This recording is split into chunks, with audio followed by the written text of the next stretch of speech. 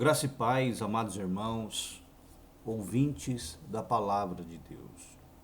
Amados, Deus, essa noite me acordou, eram 5 e pouco da manhã, falando para mim sobre indignação, né?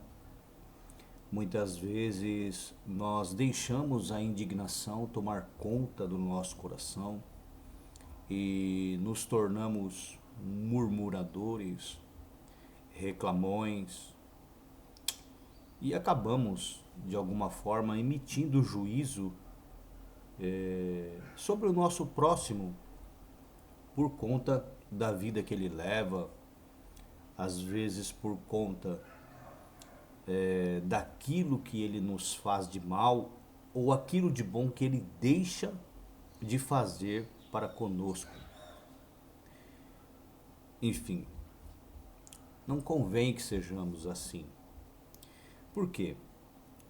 Porque Deus, Ele quer que todos se salvem e venham ao conhecimento da verdade.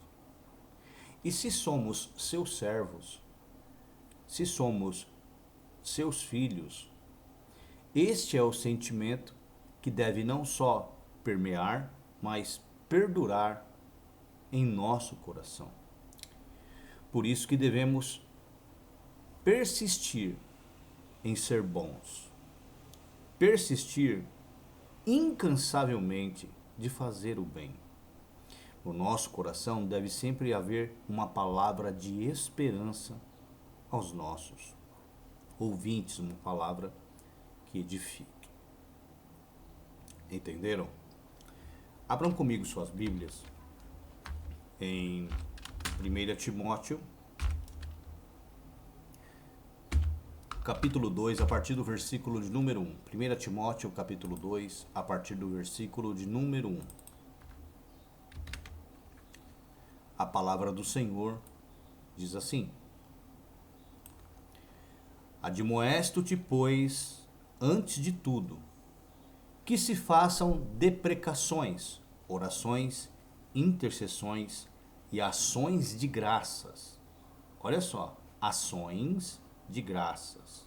Ou seja, que você faça o bem por todos os homens. Para todos. Vou colocar numa outra versão aqui. Revista e atualizada. Antes de tudo, pois, exorto que use a prática de súplicas, que são as deprecações, orações, intercessões e ações de graças, em favor de todos os homens.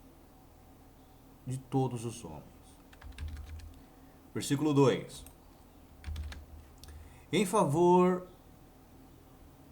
dos reis e de todos os que se acham investidos de autoridade, para que vivamos uma vida tranquila e mansa, com toda piedade e respeito, ou seja, prática do evangelho e respeito. Isto é bom e aceitável diante de Deus, nosso Salvador. O que diz aí? Versículo 4. O qual deseja ou quer que todos os homens sejam salvos ou se salvem e cheguem ao pleno conhecimento da verdade. O conhecimento da verdade é dado a quem é salvo. E o salvo é o discípulo, né? Nós conhecemos lá João capítulo 8, 31 e 32, né? Não vou colocar aqui, mas vocês sabem de cor, onde o Senhor diz que aos judeus que haviam crido nele: se vós permanecerdes na minha palavra, verdadeiramente sereis meus discípulos e conhecereis a verdade vos libertará. O que nos traz a noção de que o discípulo é o salvo, certo? O discípulo é o salvo. O discípulo é o que permanece na palavra. E o que permanece na palavra conhece a verdade que a palavra traz e alcança a libertação, né? Então, o qual deseja que todos os homens sejam salvos e cheguem a um pleno conhecimento da verdade. João 8, 31 e 32. E conhecereis a verdade, Jesus dizia, pois, aos judeus que haviam crido nele: se vós permanecerdes na minha palavra, ou seja, se tornarem praticantes, insistirem na prática da minha palavra, verdadeiramente sereis meus discípulos e conhecereis a verdade, e a verdade vos libertará, que se encaixa neste perfil aqui. Então nós não podemos de maneira nenhuma permitir com que a indignação se apodere do nosso coração ao ponto de perdermos a esperança na salvação de alguém. Nós não podemos perder. Principalmente devemos lutar para conservar a daqueles que já são nossos irmãos, daqueles que já fazem parte da comunhão. Entenderam? Então nós temos que tomar muito cuidado. Muito cuidado. Até porque, se eu não me engano, é Efésios 4, 29. Deixa eu ver se é isso mesmo. Efésios 4, versículo 29. Deixa eu ver se é isso. Faz tempo que eu não leio esse versículo. É isso mesmo. Efésios 4, 29. Olha o que diz aí. Não saia da vossa boca nenhuma palavra torpe, e sim unicamente a que for boa. Para o quê? Para a edificação conforme a necessidade. E assim transmita graça aos que ouvem. Na versão revista e corrigida, a qual estou mais habituado. Não saia da vossa boca nenhuma palavra torpe, mas só que for boa para o quê? Eu gosto dessa versão aqui, ó, para promover a edificação, para que dê graça aos que a ouvem. Logo, da nossa boca só podem sair palavras de esperança, palavras que edificam, palavras que transformem a vida dos ouvintes, que promovam o quê? A edificação, não a destruição, não a conservação do indivíduo caído ou na queda.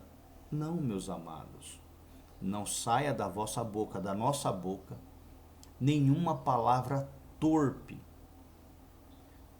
A torpeza aqui não é soada, ainda que algumas vezes usemos dessa maneira, mas não é soada no sentido, como que eu posso dizer, pejorativo de um palavrão, de uma palavra que nós conhecemos como obscena. A palavra torpe aqui, ela se enquadra dentro desse contexto no perfil de algo ofensivo, algo que decepcione, algo que fira, que magoe. Vocês entenderam? Então, não saia da vossa boca nenhuma palavra torpe, palavra que não produz nenhum tipo de efeito positivo no ouvinte, que não o levanta, que não o restaura, que não o transforma, que não o liberta, que não lhe dê esperança. Esse tipo de palavra não pode haver nos nossos lábios. Não saia da vossa boca nenhuma palavra torpe, mas só a que for boa para o quê? Para promover a edificação, para que dê graça aos que a ouvem. Nós que fomos evangelizados e que tivemos acesso ao Senhor, ou fomos chamados por Ele, quando ainda só tínhamos como opção o sistema religioso, acabamos herdando a indignação, as murmurações, as reclamações, né, as mágoas, os ressentimentos que são característicos do comportamento geral desses indivíduos. E é muito difícil, nós que ficamos muito tempo, né, em contato com eles, é muito difícil que nos livremos desse comportamento. Não só esse, como a hipocrisia, a demagogia, o convívio com o pecado, o conformismo, a conivência com o pecado. É muito difícil nós nos despirmos de uma natureza aonde nós tivemos acesso ao Evangelho aprendendo a nos comportarmos como o diabo, que é assim que eles se portam. Nós não podemos, de maneira nenhuma, permitir com que esse tipo de postura ainda seja manifesta através do nosso comportamento, daquilo não só que fazemos, mas também daquilo que falamos, como acabamos de ler aqui. Eu sei que é difícil, não é fácil, irmãos. Quando você aprende a ser hipócrita, demagogo, quando você se conforma numa falsa esperança de salvação, onde sua vida testemunha contra a salvação que você alega pelo fato de viver na prática do pecado, não é fácil nos despirmos deste comportamento, deixarmos de agir dessa forma. É muito difícil.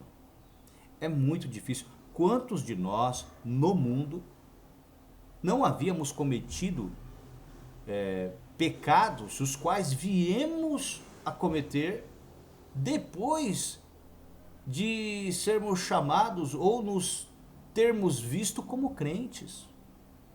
Irmãos, teve coisas que eu fiz depois de crente, depois de pastor, que no mundo, no tráfico, na droga, na bebedeira, na balada, no mundo, eu achava feio, irmão. Certas coisas que eu falei, que eu fiz, as maneiras como eu agi em várias situações que no mundo eu não agia, eu não fazia. E mesmo depois do conhecimento dessa verdade que hoje eu prego para vocês. Por quê? Porque eu adquiri a postura do diabo, que é expressa hoje através da vida dos crentes, que é aquela onde você tem um certo conhecimento bíblico, ainda que ínfimo, ou às vezes até da verdade, como foi o meu caso, todavia a nossa postura é igual a de um condenado, de alguém que transgride tudo aquilo. É como se nós, ao irmos para essas igrejas, entrássemos num processo de degradação ao invés de edificação espiritual. Uma involução. Ao invés de você progredir, evoluir espiritualmente, você regride. Ao invés de acelerar o processo para alcançar a estatura de Cristo, pelo conformismo com o pecado, você retrocede, você retarda. É horrível, irmãos. Eu sei disso. Tem coisas que as pessoas fazem que elas são terríveis. Terríveis. E você fica olhando, ouvindo, vendo tudo aquilo e fala: poxa, esse cara é crente, esse cara é pastor, essa irmã é do círculo de oração, esse irmão ministra o louvor. Você começa, como eles, a olhar ao que está em volta, o que estão fazendo ao seu redor. Você presta atenção nas pessoas e se esquece de si mesmo. Muitas vezes você se porta igual ou pior, mas você não consegue ver. Por quê? Porque o sistema religioso ele forma demagogos, hipócritas, pessoas falsas. Inúmeros são os maus testemunhos dos crentes, dizemos nós. E os nossos? Nossa, quanto pastor fracassado. E nós que somos pastores, quantas vezes fracassamos? E eu principalmente. Pelo conhecimento que adquiri, em poucos meses que eu era crente, 3 meses depois eu tive acesso ao início do que hoje eu tenho plenamente, mas naquele tempo eu estava no começo, mas já tinha acesso a informações que pastores que já eram crentes 25, 30 anos antes de mim, antes de eu se converter, nunca tiveram em suas vidas. Experiências sobrenaturais que eles nunca imaginaram. Sabe? Então, eu tenho que olhar com os olhos de Deus, como Deus me vendo ali com responsabilidade de adulto, ainda sendo um menino inconstante, levado em roda por todo o vento de doutrina, aonde Deus, olhando para mim, me via ali imaturo, me via ali incapaz, me via ali sem estrutura, me via ali sem fortaleza, sem fundamento, ainda que conhecendo a verdade. Um olhar de maior misericórdia, com o olhar de Deus para comigo, eu tenho que ter para com o meu próximo. Porque se ele não teve acesso a tudo que nós temos tido, nós temos que ter esperança na salvação dele. O problema é que quando nós começamos a falar com esses indivíduos, os quais se escondem por trás de uma roupagem de justiça, levantam a bandeira dos pregadores, dos servos de Deus, não sendo, sabendo nós isso, nós acabamos nos indignando. Nós acabamos proferindo juízo de maldição. Nós acabamos perdendo a esperança na salvação de alguém que está numa condição a qual nós antes estávamos, sem o conhecimento da verdade, vivendo uma vida na demagogia, na hipocrisia, na falsidade, achando que são salvos. Nós nunca podemos nos esquecer dos erros que cometemos, de quem fomos, de toda a nossa hipocrisia e demagogia, de toda a nossa falsidade, da nossa, como que eu posso dizer, da nossa constância no mal, na malignidade, na transgressão. Nós nunca podemos esquecer.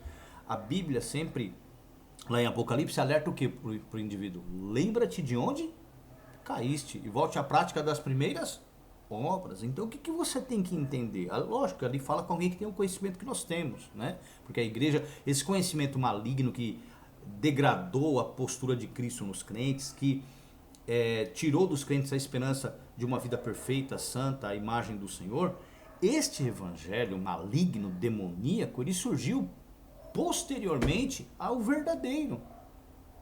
Então nós temos que entender que existiram dois tempos. Um tempo em que a verdade permanecia e todos lutavam para alcançar a estatura de Cristo e nela perseveravam até o fim de seus dias. Com essa degradação, o evangelho da iniquidade, que é o transtorno do verdadeiro evangelho, que foi propagado, dando uma falsa esperança aos indivíduos, convencendo-os de uma salvação a qual eles nunca se converteram, a qual eles nunca tiveram acesso. Então hoje nós temos pessoas convencidas de uma conversão que eles nunca alcançaram, porque eles se converteram à imagem do homem da iniquidade, o oposto do objetivo pregado no evangelho, que é alcançar a estatura de varão perfeito, que é a de Cristo. Logo nós não podemos esquecer quem fomos, o que fizemos, como estávamos, para que a nossa esperança na salvação do próximo, dos crentes do sistema, não possa ser perdida. Mas, irmão, é cansativo. Inúmeras vezes eu falei, nunca canse de fazer o bem. Nunca desista de ninguém. Persevere. Olha o que o apóstolo Paulo diz, olha. 1 Timóteo capítulo 2, versículo de número 1 em diante. Admoesto-te, pois, antes de tudo, que se façam deprecações, súplicas, orações, intercessões e ações de graças por todos os homens. Para quem reclama de político, olha só, pelos reis e por todos os que estão em eminência, para que tenhamos uma vida quieta e sossegada em toda a piedade e honestidade. Porque isto é bom e agradável diante de Deus nosso Salvador,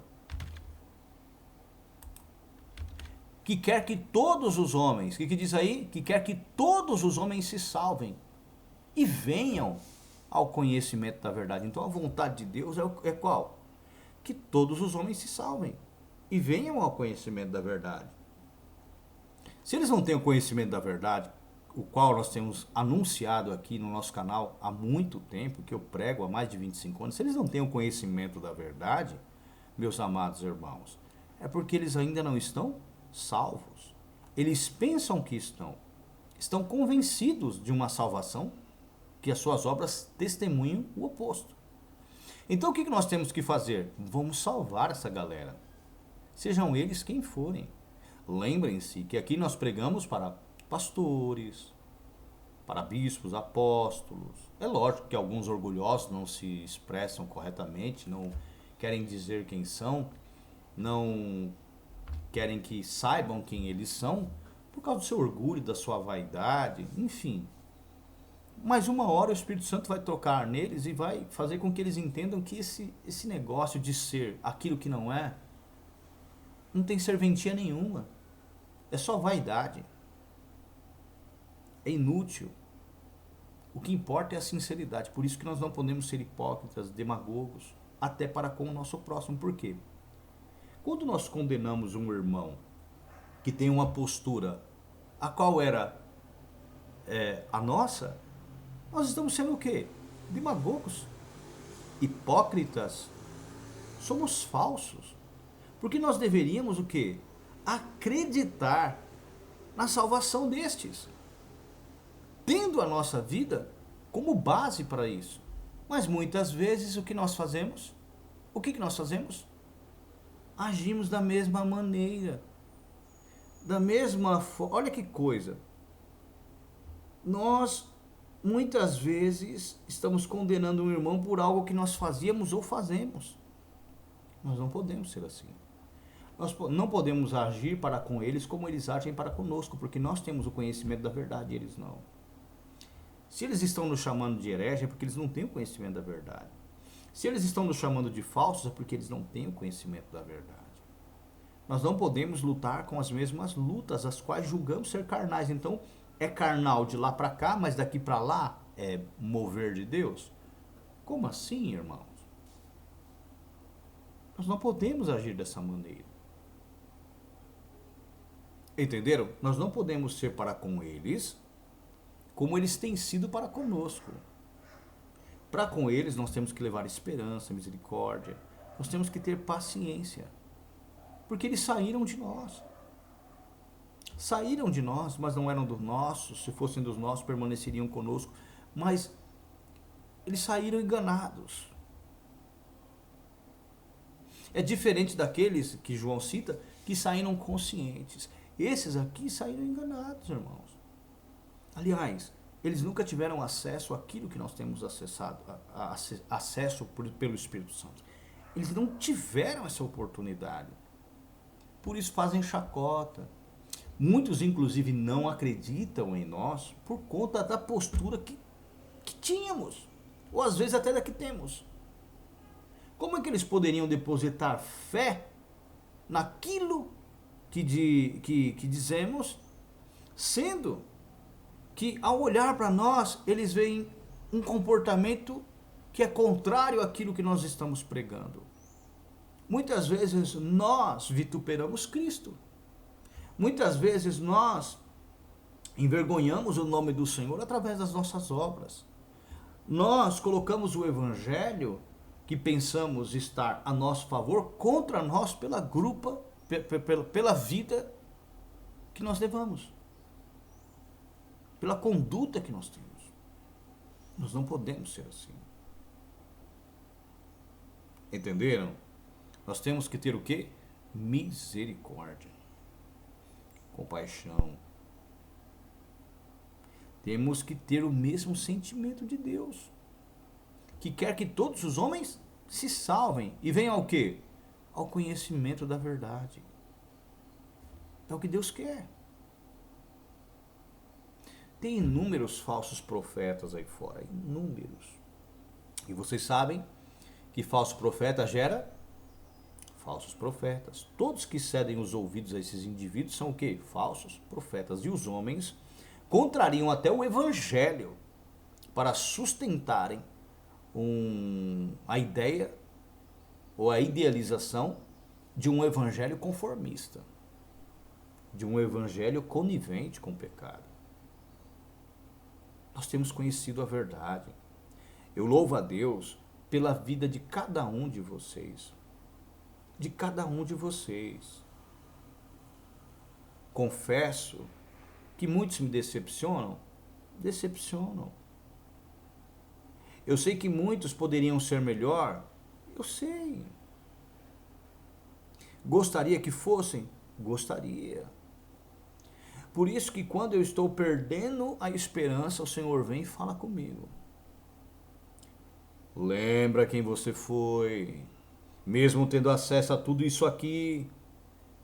Lembra as coisas que você fez. Lembra de onde caíste. Não se esqueça. Tenha nojo do que você fez. Se veja nas pessoas. Se veja nas pessoas. Vocês já fizeram isso? Imagine quanto reduziria o seu julgamento, a sua condenação, a sua sentença para com o seu próximo, se você olhasse para o seu próximo, procurando você nele. Porque muitas vezes o que ele faz, os pecados que ele cometeu, são os que você comete ou, no máximo, o que você já cometeu. Então você tem que agir para com eles com a mesma misericórdia que Deus agiu para com você. Entenderam? Meus irmãos, é assim que nós devemos agir. E não tem mais, é isso mesmo. Efésios capítulo 5. Isso daqui é tudo introdução, praticamente, àquilo que o Senhor quer que eu pregue para vocês. Mas vamos lá, Efésios capítulo 5. Sede, pois, imitadores de Deus, como filhos amados. Isso aqui o Senhor explica lá em Mateus capítulo 5, do 43 ao 48. Né? Depois você dá uma lidinha lá. 2. E andai em amor. O que diz aí? Como também Cristo vos amou e se entregou a si mesmo por nós, em oferta e sacrifício a Deus em cheiro suave. Mas a prostituição e toda a impureza ou avareza nem ainda se nomeiem entre vós como convém a santos. Nem torpezas, nem parvoices, nem chocarrices, que não convém, mas antes ações de graças, comportamentos que edificam os nossos ouvintes, as pessoas com quem convivemos, ações de graças. Porque bem sabem isto, que nenhum fornicador ou impuro ou avarento, o qual é idólatra, tem herança no reino de Cristo e de Deus. Eles não sabem disso. Eles pensam que estão salvos praticando tudo isso. Eles são inocentes daquilo que cremos e ajuizados por aquilo que transgridem. Ninguém vos engane com palavras vãs e inúteis, porque por essas coisas vem a ira de Deus sobre quem? Os filhos da desobediência. Aqueles que são originários, né, da desobediência. Portanto, não sejais seus companheiros. Versículo 8. Porque noutro tempo, eis o quê? Trevas. Mas agora, sois luz no Senhor. Andai como filhos da luz, porque Deus é luz, lembra? E nele não há treva nenhuma. 1 João 1,5. Porque o fruto do Espírito, né? Aqui está fruto do Espírito. Se você pegar uma versão mais corrigida, você vai encontrar isso aqui, ó. Porque o fruto da luz, nós não somos luz e não somos filhos da luz. Então olha aqui, ó, o fruto, o comportamento. Porque o fruto da luz consiste o quê? Em toda bondade e justiça e verdade. Lembrando que o fruto da luz também diz respeito aos filhos da luz. Se Deus é luz, nós devemos também nos portar como a luz da qual nós somos filhos. provando sempre o que é o quê? Agradável ao Senhor. E não sejais seus cúmplices nas obras infrutíferas das trevas, antes, porém, reprovai-as. Porque o que eles fazem em oculto, o só referir ou falar sobre, é vergonha. Então eles estão o quê? Estão perdidos. Mas todas as coisas, não são todas as coisas. Aqui está falando do comportamento deles. Não? Então, todos... Versão revista corrigida fica melhor no entendimento. Porque todas essas coisas, porque todos se manifestam, estão patentes aos olhos de Deus, sendo condenadas pela luz, porque a luz a tudo manifesta. Então todo comportamento, todas as pessoas que andam assim no erro, elas estão condenadas pela luz. E se elas estão condenadas pela luz, o que nós devemos fazer, irmãos? Pregar para que elas sejam o quê? Salvas. Porque a condenação delas aqui, elas já estavam condenadas antes, e se nós pregamos e elas se opõem ou não aceitam, elas não mudou nada. Elas continuam do mesmo jeito. Olha só, João, capítulo 1, não, João 3, versículo 18.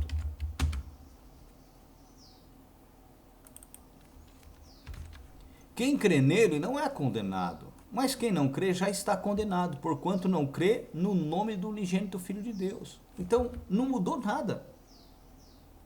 Se crê, será salvo. Se não crê, está condenado. Não mudou nada a vida deles. Eles só colocaram a Bíblia debaixo do braço, colocaram terninho e gravata, vestido comprido.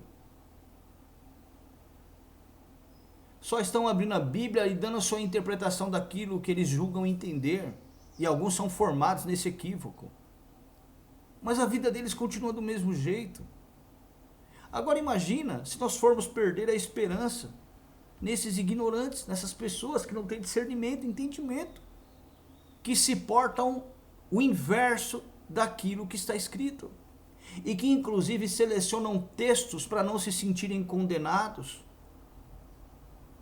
E alguns, na hipocrisia, ainda pregam textos que contrariam a sua postura para condenar terceiros. Nós não podemos agir como eles. As nossas armas para essa batalha não podem ser a mesma. Não podem ser as mesmas. Então nós temos que ter o quê? Misericórdia, irmãos.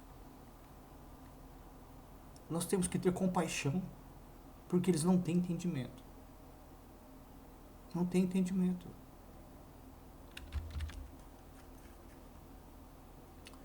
Ezequiel capítulo 3, versículo de número 16.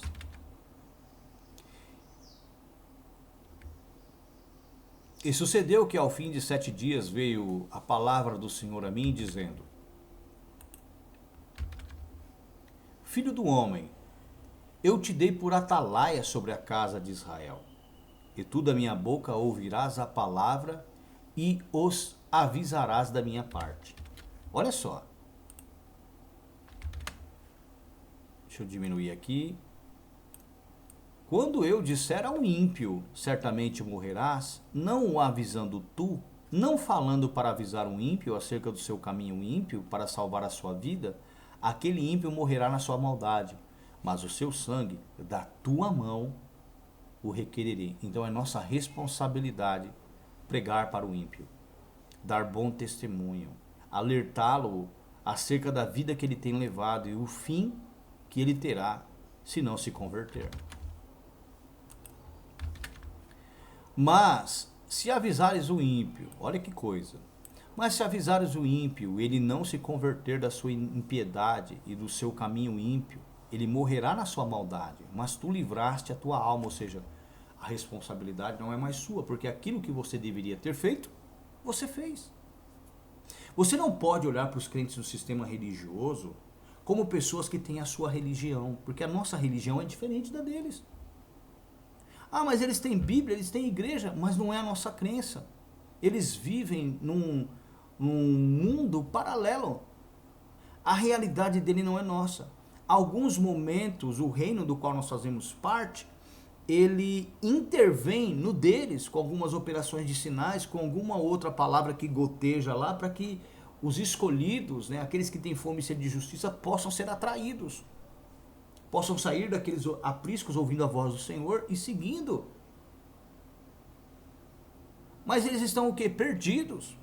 Nós temos que olhar para eles como ímpios, porque eles não são convertidos à nossa fé. Não é porque eles estão com a Bíblia debaixo do braço, ou que se acham salvos, ou que dizem ser, ou que ficam por aí pregando para todo mundo como representantes de Cristo, de Deus, como se fossem cheios do Espírito Santo, que eles o são. Porque o que eles fazem se opõe àquilo que está escrito, ao livro que eles se utilizam para pregar para os outros. Então nós temos que olhar para eles como pessoas que fazem parte de uma outra religião, que não é a de Deus. Inclusive, para piorar a situação deles, agora eles dizem que não tem religião. Ó, vamos abrir um parênteses aqui. Deixa a mão aí que nós já vamos voltar. 1 Timóteo, capítulo 1, a partir do versículo 5. Ó como que eles falam bobagem, né? Esses que dizem que não tem religião.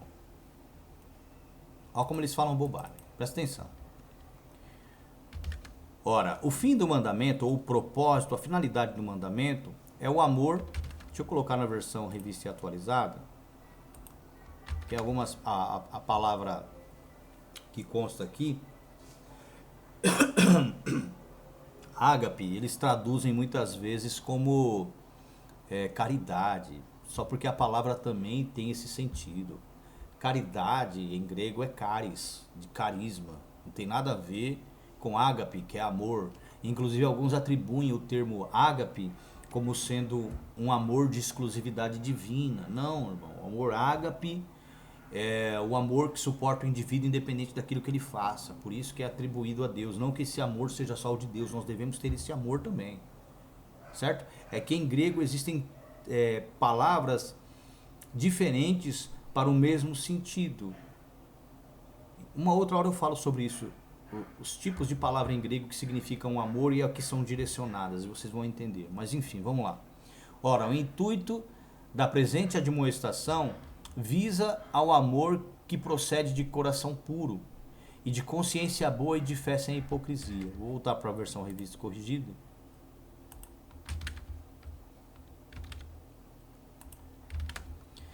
Do que desviando-se alguns se entregaram a vãs contendas, querendo ser doutores da lei e não entendendo o que dizem nem o que afirmam. Sabemos, porém, que a lei é boa, se alguém dela usa legitimamente, corretamente, ou para consigo, né, em autoanálise. Sabendo isto, que a lei não é feita no sentido de para condenar, para reprovar o justo, mas para os injustos e obstinados, para os ímpios e pecadores, para os profanos e irreligiosos. Eles dizem que não tem religião. Nós temos. A nossa religião é a de Deus. Ok? É o judaísmo evangelizado por Cristo. A maneira como Cristo nos evangelizou o judaísmo. Ok? A crença, a Torá, o Taná, de modo geral. Então, este é o evangelho que nós cremos. Essa é nossa religião. Sabendo isto, que a lei não é feita para o justo, para condenar o justo. O justo é espiritual. A lei também é espiritual, mas a lei que é espiritual condena quem? Os carnais. Ou seja, os injustos, os obstinados, os ímpios, os pecadores, os profanos, os irreligiosos e religiosos. Aqueles que não têm religião, que são opostos à religião. E a religião aqui diz respeito à crença que nós temos. Eles falam que eles não são religiosos. Por quê? Entendem o termo religião como é aplicado hoje, onde sofreu semântica, porque hoje religião diz respeito a crenças distintas, e não no sentido bíblico aplicado aqui. quer ter a mesma religião do Senhor. Para os parricidas e matricidas, para os homicidas, para os fornicadores, para os sodomitas, para os roubadores de homens, para os mentirosos, para os perjuros e para o que for contrário à sã doutrina, conforme o evangelho da glória de Deus, bem-aventurado que me foi confiado. Voltando lá para Ezequiel capítulo 3, versículo de número 17, vamos lá. Filho do homem, eu te dei por atalaia sobre a casa de Israel, e tu da minha boca ouvirás a palavra e os avisarás da minha parte.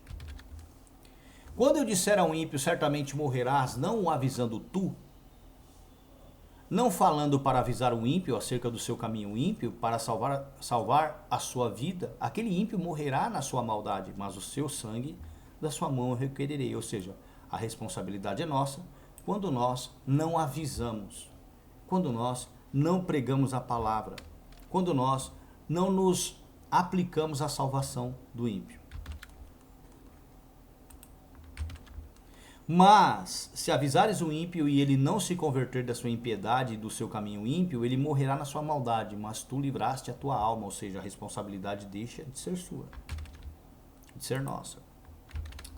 Semelhantemente, quando o justo se desviar da sua justiça,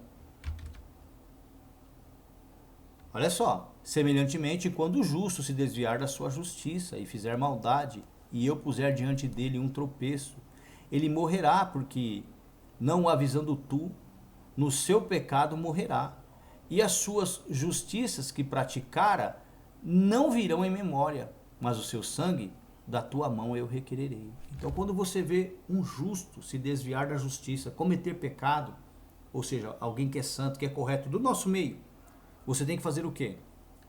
Alertá-lo. E aqui não está falando só de frequentadores, não está falando somente de crentes, está falando aqui está incluindo todos, não está especificando um grupo. Isso aqui inclui todos, eu, qualquer líder, qualquer pastor, qualquer pessoa que tenha essa fé, que tenha esse entendimento que nós temos tido aqui.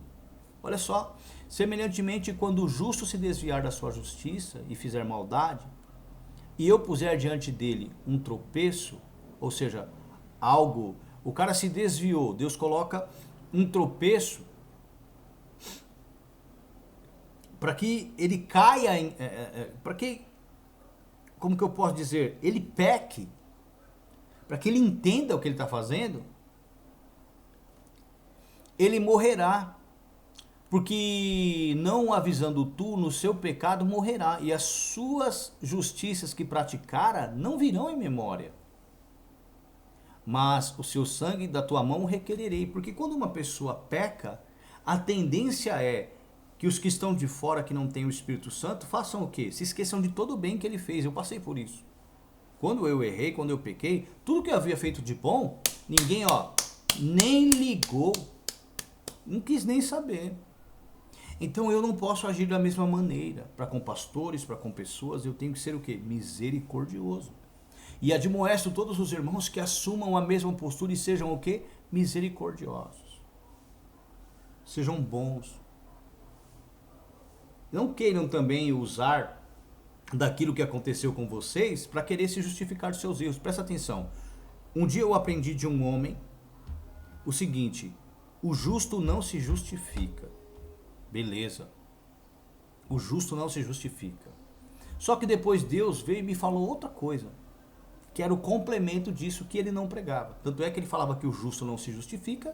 Depois, quando ele pecou, ele veio querer se justificar como se aquilo tivesse sido uma ação do Espírito Santo. Para manter o que? As aparências. Então, olha só.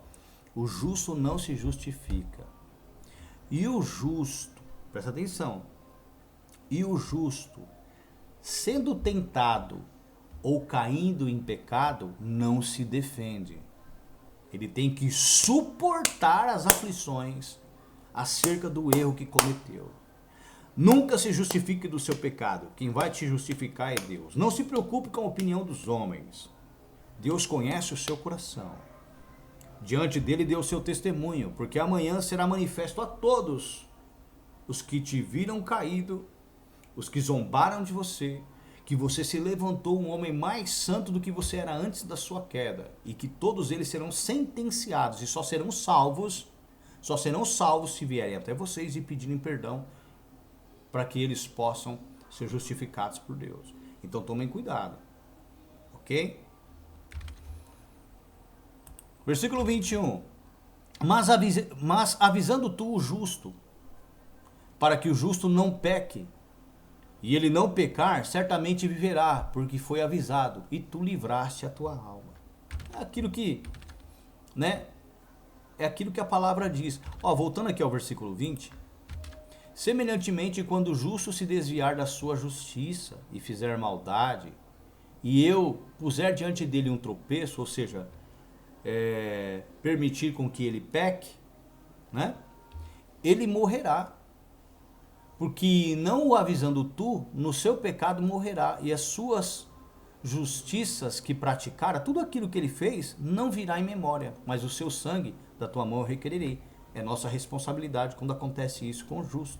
Por isso que Tiago, olha o que Tiago diz. Tiago, capítulo 5, versículo de número 19. Olha, Tiago 5, 19. Eu coloquei Tiago 5, 79, nunca que vai achar na Bíblia, né?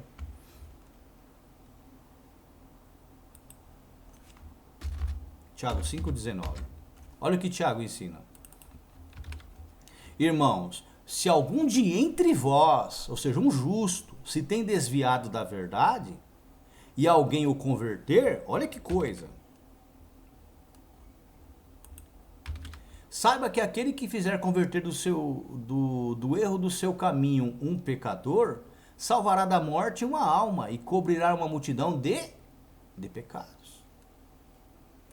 Então aqui nós temos situações que dizem respeito ao ímpio e situações que dizem respeito ao justo. A conversão e a salvação do ímpio e a conversão e a salvação do justo, a recuperação do mesmo.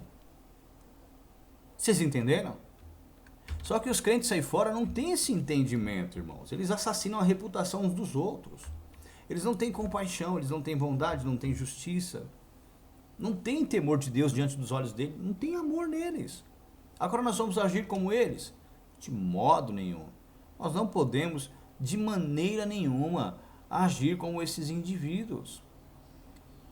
Mas de maneira nenhuma. Vocês estão entendendo o que eu estou dizendo? Só ver uma coisinha aqui.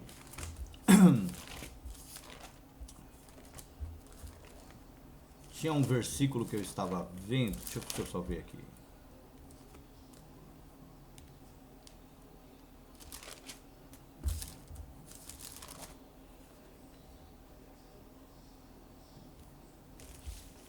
Deixa pra lá. Abram comigo aí em Ezequiel, capítulo de número... Ezequiel 18, 21. Olha só. Mas se o ímpio se converter de todos os seus pecados que cometeu, e guardar todos os meus estatutos, e fizer juízo e justiça, certamente viverá, não morrerá. Ó. De todas as suas transgressões que cometeu, não haverá lembrança contra ele. Pela sua justiça que praticou, viverá. Que coisa tremenda, né? É interessante que aquilo que nós lemos em Ezequiel, capítulo de número 3, quando diz respeito à queda do justo, de tudo aquilo que ele fez não há lembrança. Por quê? Porque as pessoas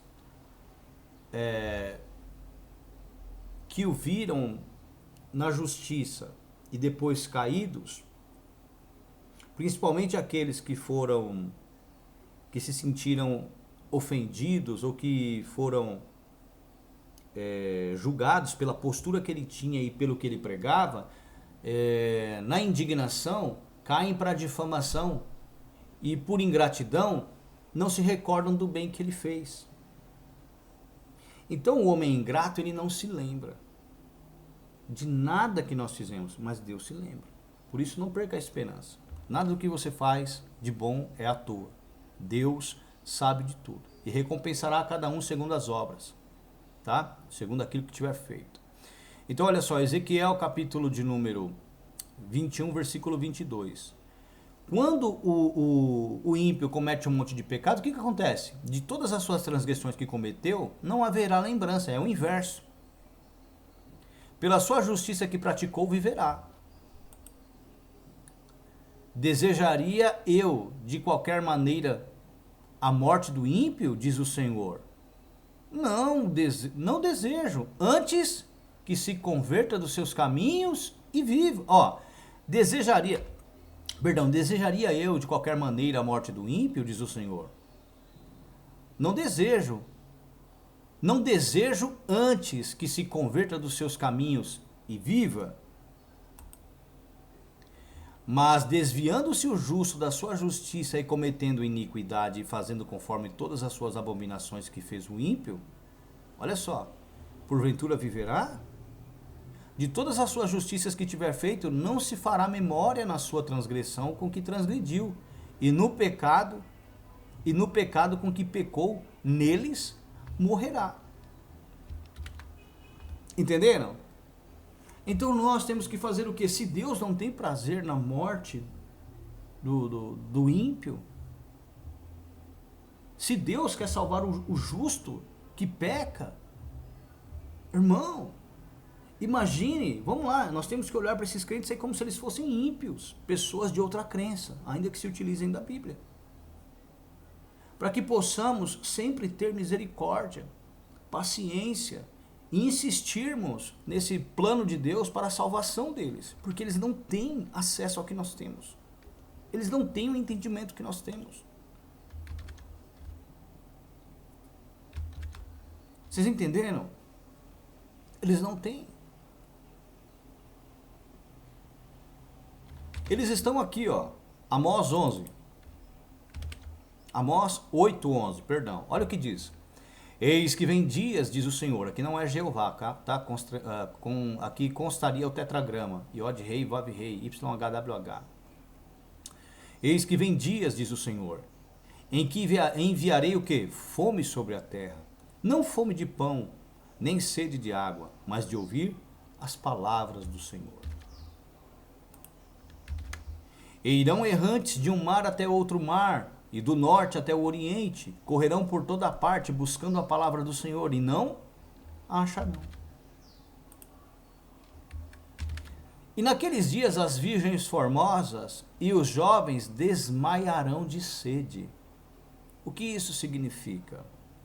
As virgens e os jovens, aqui diz respeito àqueles novos convertidos, aqueles que estão adotando a crença agora. Eles vão o quê? Desmaiar de sede, porque buscarão pela palavra e não acharão. Entenderam? Buscarão e não acharão. É o que nós estamos vendo nos dias de hoje. Não tem quem pregue. Então muitas pessoas aí que eu tenho sido muito procurado, né, por pessoas que têm uma certa idade, porque hoje em dia é pregado o evangelho da conivência para os jovens. Não tem problema ser mundano, não tem problema falar palavrão. Ah, você quer ser famoso? Faz funk gospel, pagode gospel, lambada gospel. Na lambada eu acho que nem existe mais. Faz tudo gospel aí. Não tem problema. Você vai ser salvo. Deus é amor. Oh, aleluia. Então os jovens hoje, eles estão o quê? Desmaiando de sede. Desmaiando de sede.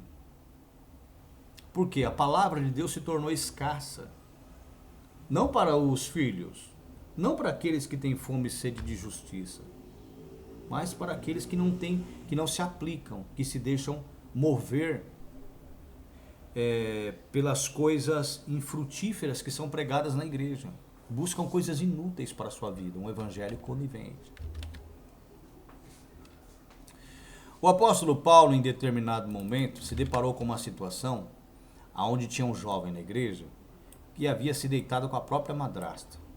Só para vocês terem uma ideia. Ele havia, na verdade, abusado dela. Olha só. Geralmente se ouve que há entre vós fornicação, e fornicação tal, qual nem ainda entre os gentios, como é haver quem abuse da mulher de seu pai. Estais inchados e nem ao menos vos entristecestes por não ter sido dentre vós tirado quem cometeu tal ação? Olha o que Paulo fala. Eu, na verdade, ainda que ausente no corpo, mas presente no espírito. O que significa ser presente no espírito? Ou seja, no entendimento que eu concedi a vocês, ou seja, as pessoas que estavam ali tinham o mesmo espírito, o mesmo entendimento de Paulo. Eu, na verdade, ainda que ausente no corpo, mas presente no espírito, já determinei, como se estivesse presente, que o que tal ato praticou, em nome do Senhor Yeshua, o Messias, juntos vós e o meu espírito, pelo poder de nosso Senhor Yeshua, o Messias, seja entregue a Satanás. Para o quê? Para a destruição da carne, para que o espírito seja salvo no dia do Senhor Yeshua. Aí muitos hereges, lendo isso aqui, falam, ó, tá vendo? Ninguém perde a salvação. O cara foi entregue a Satanás, a carne dele foi destruída, mas o espírito dele foi salvo. O cara pensa que o espírito é a alma. O espírito é o entendimento, irmão. E aqui entregue a Satanás para a destruição da carne, está falando que quando o indivíduo ficasse sem um pastor, sem ter ninguém na igreja para cuidar dele, por ele ter sido excluído, entregue a Satanás, ele aprenderia a valorizar tudo aquilo que ele desprezou, tudo aquilo que ele negligenciou, a palavra, o conselho, a comunhão, os pastores cuidando dele, a liderança do apóstolo. Você está entendendo? Então, Paulo entregou a Satanás no intuito de que a carne desse indivíduo fosse destruída e ele fosse salvo. Olha só, Romanos capítulo 6. Sabendo isto, que o nosso velho homem foi com ele crucificado para que o corpo do pecado seja o quê? Desfeito. Em algumas versões, deixa eu ver se é atualizado. Aqui, ó. Sabendo isto, que foi crucificado com ele o nosso velho homem, para que o corpo do pecado seja o quê? Destruídos. E não sirvamos ao pecado como escravos. Então, quando Paulo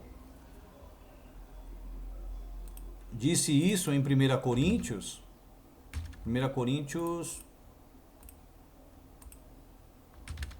5:5, quando Paulo disse que ele fosse entregue a Satanás,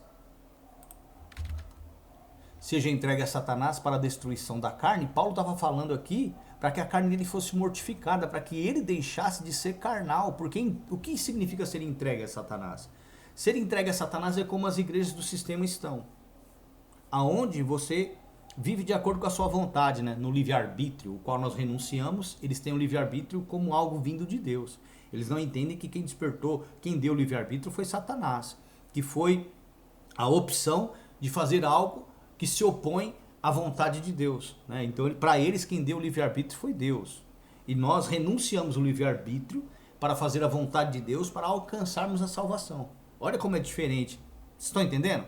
Então, ser entregue a Satanás é ser excluído da comunhão. Não ter ninguém de Deus para estar te apacentando, cuidando de você. Isso é ser entregue a Satanás, é ser tirado do rebanho. É não ter mais ninguém para te apacentar, para te cuidar. Vocês entenderam? Tá vendo como eles não entendem? Então, quando o indivíduo fica entregue à vontade do diabo, fazendo a vontade da carne dos seus pensamentos, ele lembrando da comunhão, dos pastores que cuidavam, do apóstolo, do amor dos irmãos, ele sentindo falta de tudo isso, ele vai destruir a sua carne, para que o espírito, o entendimento que ele recebeu, seja salvo no dia do Senhor. Entenderam? Mas vamos continuar. Versículo 9. Já por carta vos tenho escrito que não vos associeis com os que se prostituem. Agora olha que coisa. Isso não quer dizer absolutamente com os devassos deste mundo, ou com os avarentos, ou com os roubadores, ou com os idólatras, porque então vos seria necessário sair do mundo. Mas agora escrevi que não vos associeis. Olha como Paulo coloca isso aqui, irmãos. Paulo está falando que os ímpios que vivem no pecado, nós podemos estar dentre eles, para que de alguma maneira, por meio da pregação e do nosso testemunho, consigamos salvá-los. Os crentes de hoje pregam ao contrário. Mas agora escrevi que não vos associeis com aquele que, dizendo-se irmão, for devasso, ou avarento, ou idólatra, ou maldizente, ou beberrão, ou roubador, com tal ainda nem com mais. É lógico que nós temos que entender que pregamos para salvar esses aqui também. Lembra que nós lemos em Ezequiel 3, Ezequiel 18, Tiago 5, 19 e 20, lembra? Não se esqueçam disso. 12. Por que tenho eu em julgar também os que estão de fora? Não julgais vós os que estão dentro? Mas Deus julga os que estão fora, os que estão entregues a Satanás. Aí o que ele pede? Tirai, pois, dentre vós a esse iníquo. Quando o cara está entregue a Satanás, ele está debaixo do julgamento de quem? De Deus. Olha que interessante isso. Quando o cara foi excluído da comunhão, automaticamente ele foi entregue a Satanás.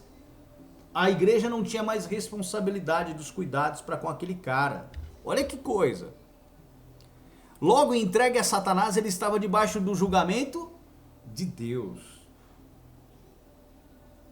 De Deus. O que isso significa? Quando o cara está fora da igreja, ele está debaixo do julgamento de Deus. É Deus quem vai estar de olho nele, para ver se ele produz algum fruto, para ver se ele se arrependeu. Para quê? Para que possa salvá-lo. Para ver se ele consegue destruir a carne, para que o espírito seja salvo no dia do Senhor. O entendimento que ele tem possa salvá-lo. Que coisa, irmãos! Só que as pessoas entendem errado isso aqui, distorcem isso aqui que Paulo diz. Então, tem coisas que às vezes nós vemos os pastores pregando aí fora que tiram a esperança da pessoa ao invés de dá-la. É ou não é? Agora, olha só. Olha agora o que aconteceu com este jovem. 2 Coríntios capítulo 2, a partir do versículo de número 5. O que diz aí? Porque se alguém me contristou, 2 Coríntios 2:5, perdão, 2 Coríntios 2:5. Porque se alguém me contristou ou entristeceu, vou colocar na versão atualizada só para você entender. Ora, se alguém causou tristeza, tá? Só para você entender que contristar e entristecer ou tristeza são sinônimos, tá? Porque se alguém me contristou, entristeceu, não me contristou, entristeceu a mim, senão em parte, para vos não sobrecarregar a vós todos. Ele está falando do mesmo jovem, tá? Basta ao tal esta repreensão feita por muitos. Vamos entender? De maneira que, pelo contrário, deveis antes perdoar-lhe, olha que Paulo pede, e consolá-lo, para que o tal não seja de modo algum devorado de demasiada tristeza. Olha só, pelo que vos rogo que confirmeis para com ele o vosso amor. E para isso vos escrevi também, para por essa prova saber se sois obedientes em tudo. E olha o que ele diz. E a quem perdoardes alguma coisa, também eu. Porque o que eu também perdoei, se é que tenha perdoado, por amor de vós o fiz na presença de Cristo, para que não sejas vencido por Satanás. Oh, glória a Deus! Oh, glória a Deus! Porque não ignoramos os seus ardis. Então o que Paulo estava querendo dizer aqui, meus amados irmãos? Que aquele jovem, ele foi amado pela igreja. A igreja cuidou dele. E a igreja fez o quê? Salvou aquele jovem. Vocês entenderam? A igreja salvou ele pelo amor. O cara se recuperou. O cara era um abusador, irmão. O cara estuprava a madrasta dele. Tem coisa mais hedionda, mais horrível. E Deus salvou o cara. O cara destruiu a carne. As igrejas hoje destroem os pecadores, tiram a esperança dos próprios crentes que pecam. Imagine do ímpio o preconceito que eles têm. Com o Salmo 1, não assentar a roda dos escarnecedores e tal. eles não entendem a palavra, eles distorcem tudo. E olha o que nós vemos aqui. Tem um outro texto que, se eu não me engano, é 2 Coríntios, acho que 7. Deixa eu ver se é isso mesmo. Confirmei aqui na Bíblia.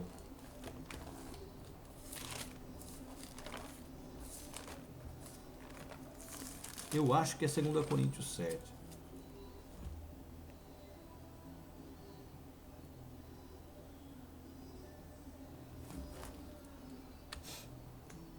É isso mesmo, 2 Coríntios 7, a partir do versículo de número 8. Olha só. Paulo dava umas broncas fortes na igreja. É necessário, né?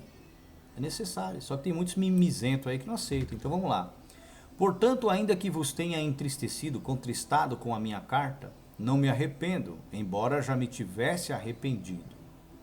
Por ver que aquela carta vos entristeceu, ainda que por pouco tempo. Olha o que ele vai falar agora. Agora folgo, não porque fostes contristados, entristecidos, mas porque fostes entristecidos para o arrependimento. Então é necessário, às vezes, o pastor dar umas broncas pesadas, dar um chacoalhão na igreja e fazer os irmãos caírem na real. Pois fostes entristecidos segundo Deus, de maneira que por nós não padecestes dano em coisa alguma. Porque a tristeza segundo Deus, de acordo com Deus, opera o quê? O arrependimento para a salvação, da qual ninguém se arrepende, mas a tristeza do mundo opera a morte. Olha o que Paulo vai dizer aqui. Porque quanto cuidado, presta atenção aí no que está escrito. Porque quanto cuidado não produziu isso mesmo em vós, que segundo Deus fostes contristados, entristecidos. Que apologia, defesa da fé, que indignação contra o pecado, que temor a Deus, que saudade, né, do apóstolo, das repreensões, da comunhão, que zelo, olha, que vingança contra o diabo, em tudo mostrastes estar puros nesse negócio, ou acerca disto. Então, nós pregamos para a salvação e recuperação daqueles que, sendo justos, se desviam do caminho da verdade. Nós nunca pregaremos para condenar, para sentenciar ninguém. O nosso intuito é salvar, ok? Salvar sempre, principalmente os que já estão dentro, tá bom? Então que você possa entender essa palavra, que ela possa ficar guardada no seu coração, que o Espírito Santo possa trabalhar no seu entendimento, que você venha compreender o propósito de Deus para com a sua vida, que você nunca venha se perder. Tá bom, meu amado? Guarde essa palavra, tenha misericórdia das pessoas, olhai por ti mesmo, para que também não sejas tentado. Vamos até ler isso agora. Olha, Gálatas, capítulo 1, Gálatas 6, versículo 1.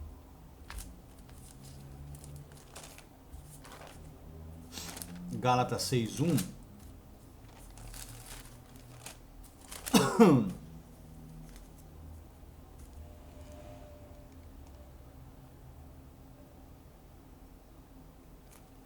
Gálatas 6:1. Eu ia ler um outro versículo aqui, mas vamos ler só esse mesmo.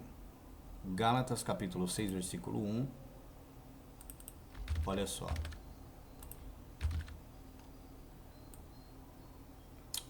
Irmão, se algum homem chegar a ser surpreendido em alguma ofensa, vós que sois espirituais, encaminhai o tal com espírito de mansidão, olhando por ti mesmo, prestando atenção também na sua vida,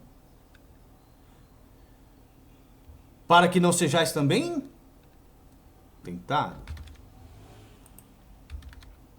Levais as cargas uns dos outros, assim cumprireis a lei de Cristo. Porque se alguém cuida ser alguma coisa não sendo nada, engana-se a si mesmo. Mas prove cada um a sua própria obra, e terá glória só em si mesmo, e não no outro. Porque cada qual levará a sua própria carga. Então nós devemos ter o quê? misericórdia das pessoas. Porque cada um sabe a carga que está levando. Ao que é suscetível, ao que é vulnerável, no que falhou, no que tem falhado, no que está propenso a pecar. Então nós temos que ter o quê? Misericórdia. Ok?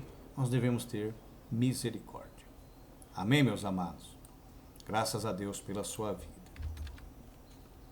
Bom, amados irmãos,